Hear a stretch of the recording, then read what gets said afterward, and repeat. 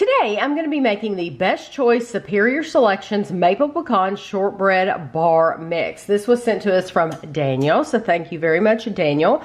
What you want to do is you want to preheat your oven to 350 degrees. You need an 8 by 8 inch baking pan, and you need to grease it, butter it. I'm choosing to use Baker's Joy because I think it's the best as far as baking and non-stick goes. So once you've done that, you can just set that aside. For this box mix, you also need 1 stick plus 2 tablespoons of unsalted butter, which I have here. And you need an egg, and you just need it broken up. And then you need 3 tablespoons of water. So we're not going to use any of this until later. Right now, I'm going to open our mix. And we're basically going to make our base first for our bars. So in the box, you get, this is your crumble. You can see all those pecans in there. So this is we're not gonna fool with this at all. We're gonna move that, set that to the side. This is your maple pecan crust packet. So we're gonna take this and our stick of unsalted butter. And I put it in the microwave to soften it. It'll come together just fine. And you're just gonna mix this. It's gonna have like a crumbly texture because like I said, this is gonna be the base for your bars. So you just wanna combine these two.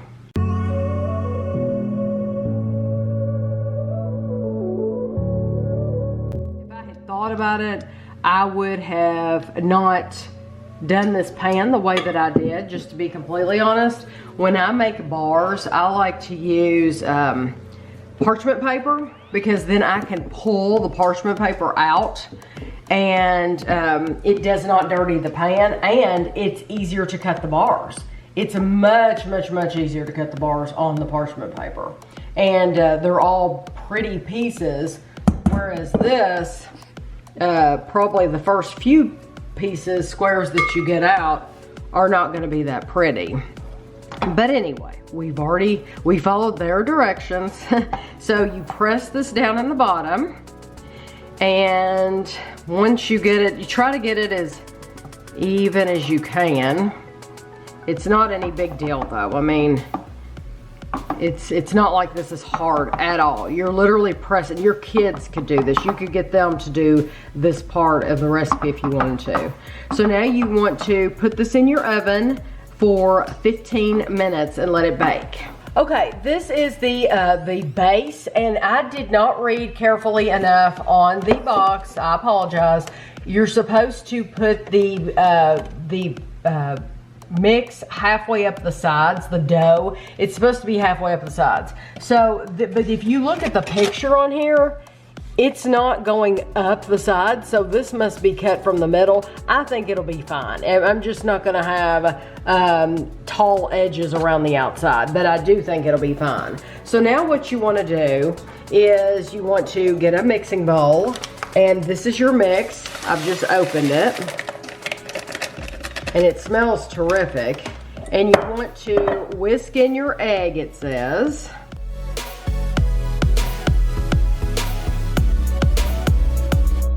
Then add your butter and water as well. Your 3 tablespoons of water and your butter. This is 2 tablespoons of your unsalted butter. And I just melted it in the microwave. Take that. I have allowed this to cool. It's been about 25 minutes since this came out of the oven. I don't know why you let it cool, because you're going to stick this whole thing back in the oven. So I have no idea why you have to let it cool, but that's just what it says. I guess just to make sure it's firm. But you just pour this over the top.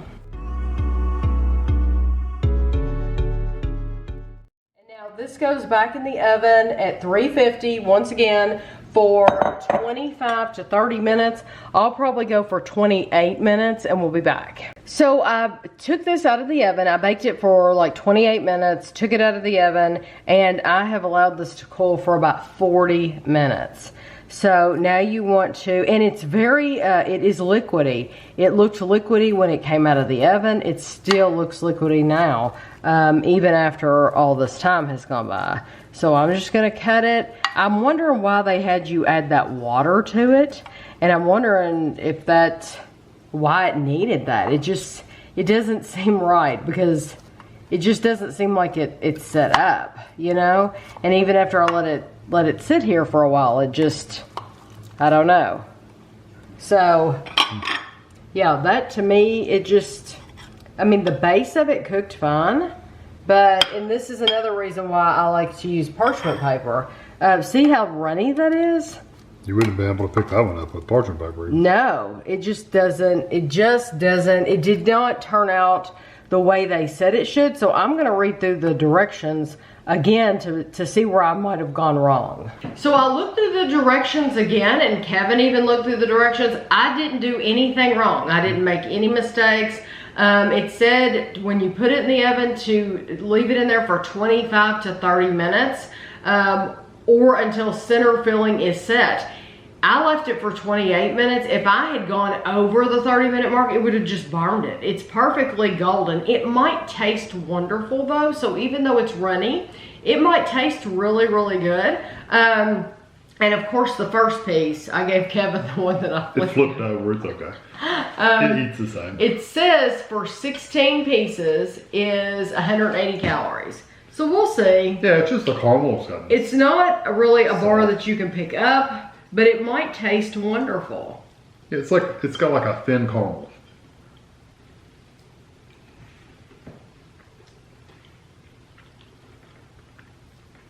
The flavors are pretty decent. The crust is a little softer than I was expecting, but that could be because the liquid's sunk in.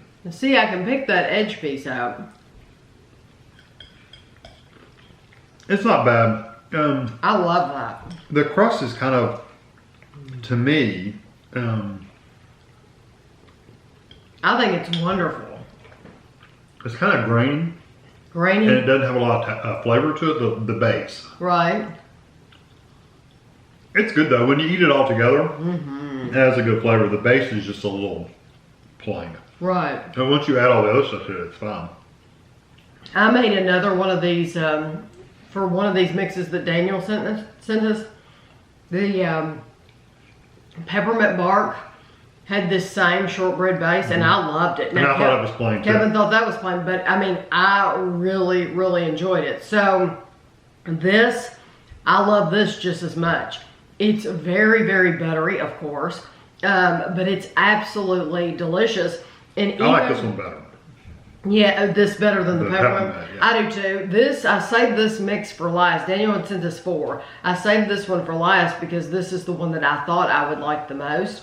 The only thing I can tell you is you just need to get ready to bake it longer. Yeah, try baking it longer and just keep an eye on the edges, make sure they don't burn. Right. That's the only thing. And I would just, yes, and I would just drop, if it seems runny, drop the water down a little bit. Maybe add 2 tablespoons at first. Instead of 3, yeah, I think I would do that too. Yeah, do 2 tablespoons of water, or maybe even 1. See how runny it is. If it's really, because yours was pretty watery. It didn't need all that water. It really didn't. No. When you saw, when I added in that egg and mixed it in, it just did not need all that water. Honestly, it was fine with the butter and the egg almost. Right, it had butter and egg. I think I could have not added any water at all, and I think it would have been perfect. So maybe try it for a tablespoon of water. Stir it up. If it's still a little thick, then add another tablespoon. Stir it up to where it's just runny enough to where it spreads on its own, and then stop. Don't add any more. Because you poured it on, it was pretty much like bloop. Yeah. So I think I would drop it down at least 1 tablespoon, if not 2. If I had it to do again, I wouldn't add any water at all. Yeah. I would just put the butter and the egg and no water at all. See how thick it is. At least. And I think it would have been perfect. Even if it's a little thick, that would have set better than this. Yeah. But I do love the flavor of this. The maple pecan, it's not too much maple. It doesn't have a chemical flavor. Yeah, it's just sweet. This is definitely, even though it didn't turn out right, it still is my favorite of the mixes. I just wouldn't do the water again. Right. Yep. So Daniel, thank you very much for thinking of us when you were going out shopping, and thanks for watching.